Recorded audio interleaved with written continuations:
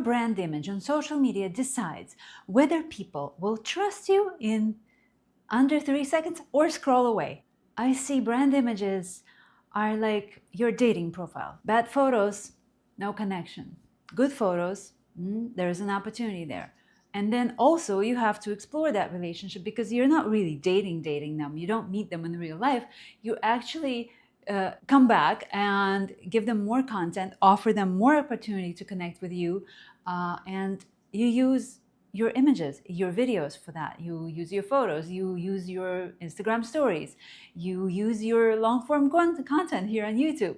Everything, every point of connection with your people is like dating them. And you do want to do something. You want to make an effort to show up better. You want to come across, first of all, as yourself. You want to be relatable. You don't want to scare them away. And I don't mean in a manipulative way. I mean in a way where they are attracted specifically to you. It's very hard for us, people who have been trained to people please and adapt to the society and all these things that we're traumatized and raised with. It's very hard for us to step back and relax into being ourselves. And especially it's hard when there is a camera pointing at you. We all become a little more anxious. I definitely get a lot more anxious in front of the camera. And when I try to teach people about branding, the first argument that I hear back is, I will never be able to create photos as amazing as yours, or I will not be able to afford a photographer on staff who walks around and captures images for me all the time on an ongoing basis, or that they will never have the skill that is required to create all that stuff, and that they're not at the level of hiring an agency that brings on board a social media director who is, again, capturing all the content.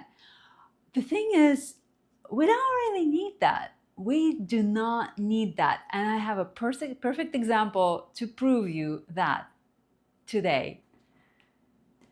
First of all, let's take a look at me as a photographer. I am a professional photographer. I've been doing this for many years, lost count.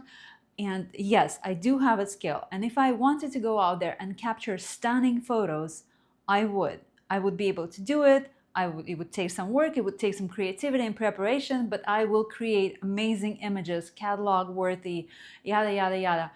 All the things out there that professional photographers are amazing at. However, the point is that that's not what makes you as a brand interesting and attractive to your people. No, those perfect photos that we photographers have trained to create with studio lighting and all that stuff and styling and people looking too perfect, that's not what we need in branding. And that is why branding is so interesting to me, because when I visually unpack all the things that go into creating a perfect brand image, perfect brand visuals, it has so little to do with that amazing photography skill that I have been honing for years. And that's why when you go to my profile, you don't see any of those pictures, because you know what I learned? And I will talk about that more later in the video. My perfectly taken photo that I look at on a large screen or billboard or somewhere that is just amazing for that spot does not necessarily look good in a social media feed.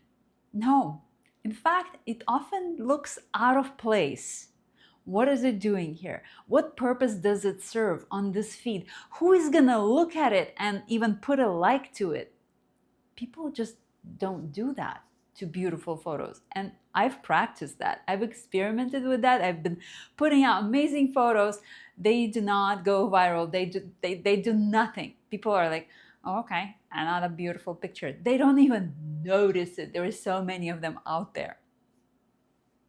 So taking me as a photographer and asking me to create your visual brand without the branding, the visual branding skill, which I want to talk about in this video and open up the whole world to you, the professional photography has nothing to do with it. So that argument, we can just set aside, we can discard it, take it out, put it in the garbage. We don't need that in branding. Not at all. Not today. Not for the personal brands, not for the small businesses, not for the people who are growing their business from scratch or from in the middle somewhere, anywhere where you're not a Vogue or, places that use the models that look perfect and skinny and beautiful. I mean, those are still beautiful people. Every time I look at one, I'm like, wow, you're like an alien, gorgeous, perfect person. And I admire the work that goes into maintaining those bodies and their skin and everything the way it is. But that's not relatable, So that was number one. And the second thing I want to bring up is, how some countries have lost their access to promoting their business through Instagram, for instance, a few years back. I don't want to get political here and discuss that situation at all, but some countries got Instagram basically blocked. And watching that ecosystem and how their businesses adapted to this situation, all the targeting, all the advertising that used to go directly to Meta company, all the advertising that they used to buy directly from Meta, now they would buy from bloggers. And so blogosphere exploded. There are so many bloggers there right now selling these ads, promoting these brands, and the market is booming. That is what I observe. Those bloggers, they are not these perfect agency executed images of themselves. No, they are people. They're people with their values, their daily routine, their quite boring daily lives. The day-to-day of a blogger is quite normal. It's the same as you and me. They wake up in the morning, they go to the bathroom, they brush their teeth, they wash their face, they take the shower, they make the breakfast, they drink coffee, they don't drink coffee, they prefer matcha, they don't. Some of them like avocado toast, some of them like steak. Everybody's different. And through each personality, they grew massive audiences that follow them and buy everything that they tell them to buy. Those countries have no access to running paid ads on the platform. That's why the bloggers are thriving.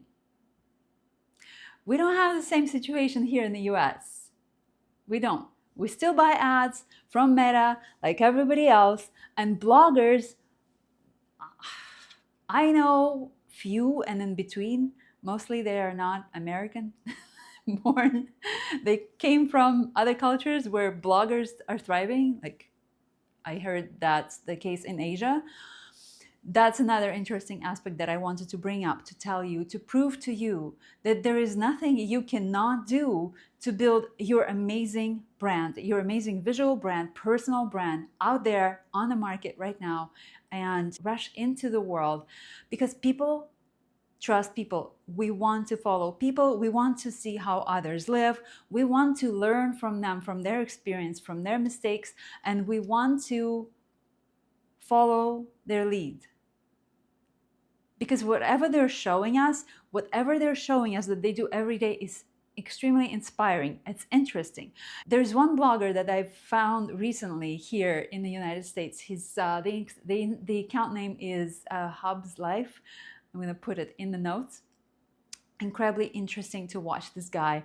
He posts his regular everyday life. There is nothing extraordinary about his life. He's a family guy, he has a kid, he has a dog, he has a 9-to-5. And that's all that his content is about. Guess how fast he grew? That's another phenomenon I wanted to bring up to our discussion today. Now, back to the topic. So, the moment when I realized that I cannot really be a photographer anymore and serve my brands 100%, when I realized that it's not the photography skill that I want to continue honing, it's the branding skill, it's the visual branding skill that I want to continue honing, And I wanted to sort out why is it that my amazing photos do so little on an Instagram feed. It drove me bananas. I'm working so hard. I'm doing all these beautiful things. Why am I not getting the engagement? What happened? Well, the world has changed. Things have changed. That's why. And what used to work obviously doesn't work anymore. When people used to be fascinated with gorgeous photos, now they're not anymore because there's abundance of them. Now we want the connection. So what do we do?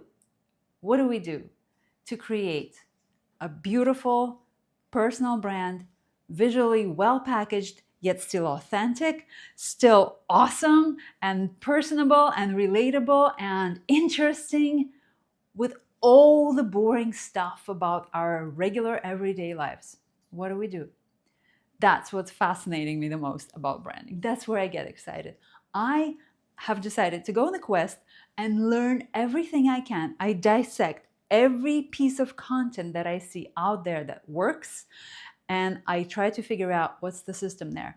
And I want to put it together, and as I learn, I want to show you what I do, what's happening. In the meantime, I'm packaging my own brand.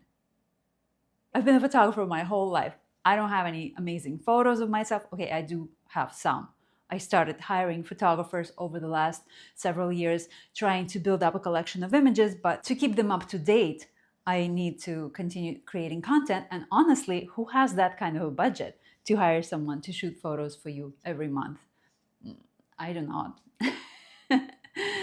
But I do have a skill. I do have a skill as a photographer, but it's a lot more basic of a skill that we need to build our brand images. We don't need fancy camera. We don't need amazing skills. We don't need such experience that I have or my friends photographers have. It's very basic, and I can teach you. I can so teach you, and that's what I'm excited to do on this YouTube channel. So make sure to subscribe, otherwise you might never see me again and you'll miss out on this very interesting experiment. And here are a few things that I'm focusing my attention right now. The number one I already mentioned before.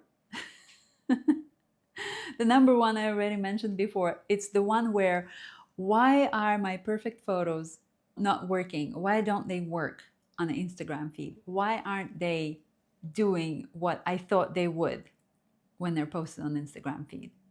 It drives me crazy. I want to know, how far or how little do I need to do to actually create an image that people will respond to? What is it?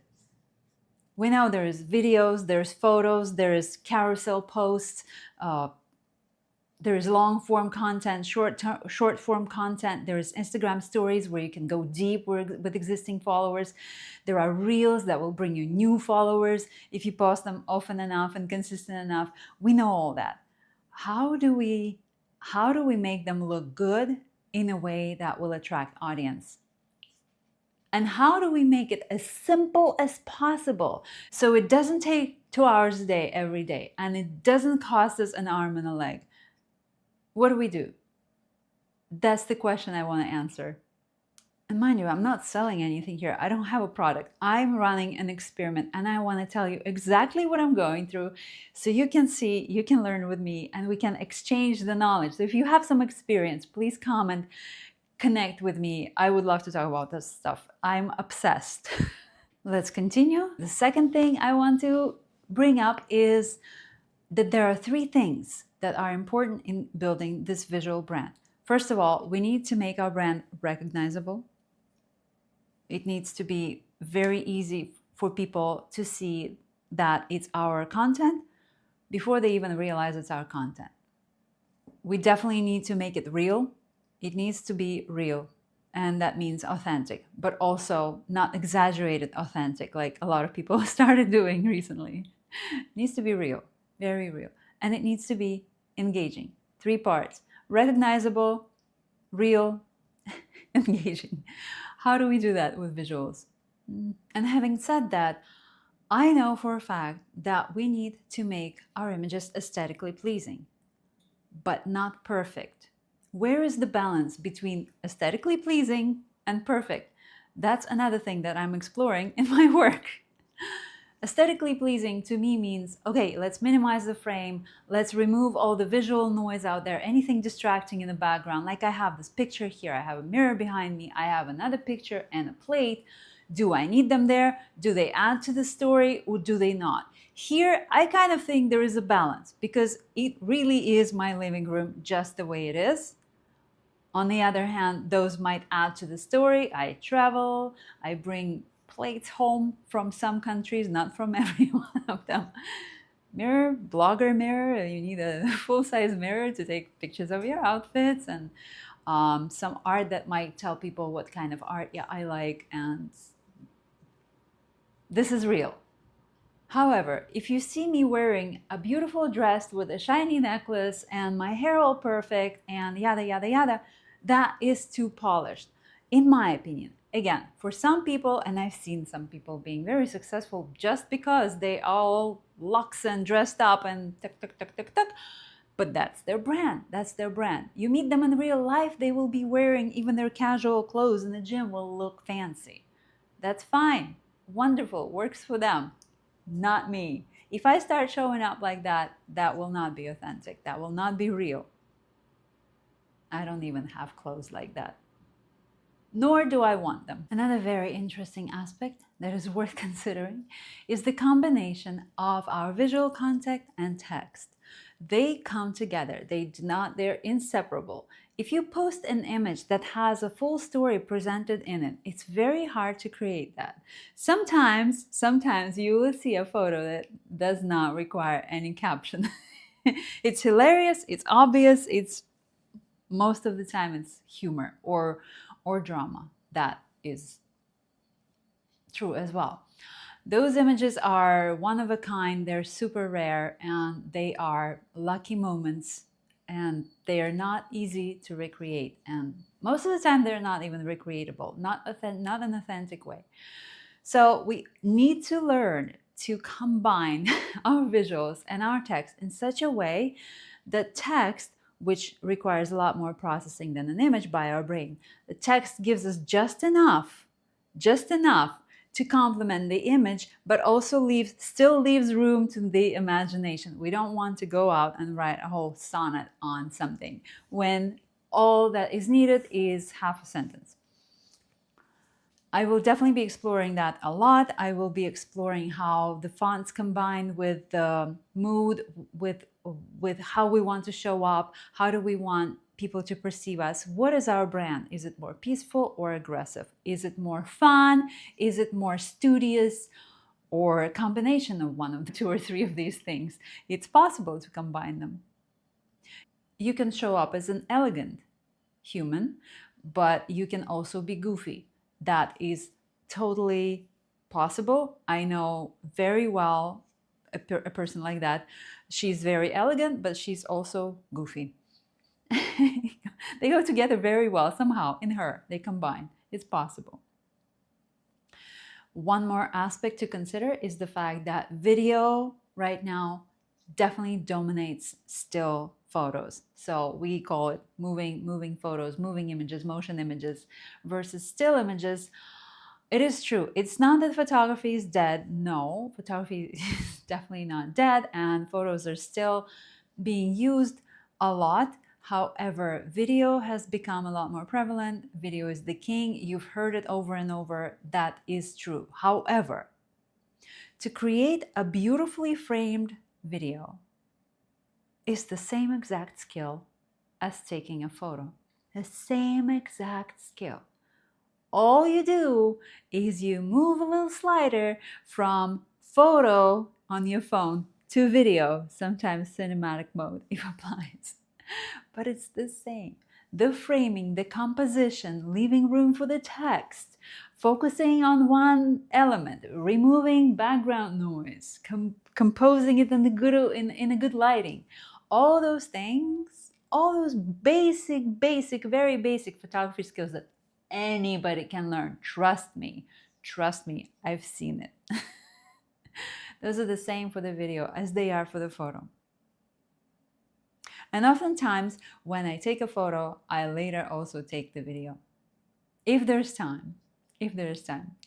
One final thought is balancing aesthetically pleasing image that we're creating for your brand, and recognition. How will people recognize you? How people will recognize you is a slightly different construct from aesthetically pleasing.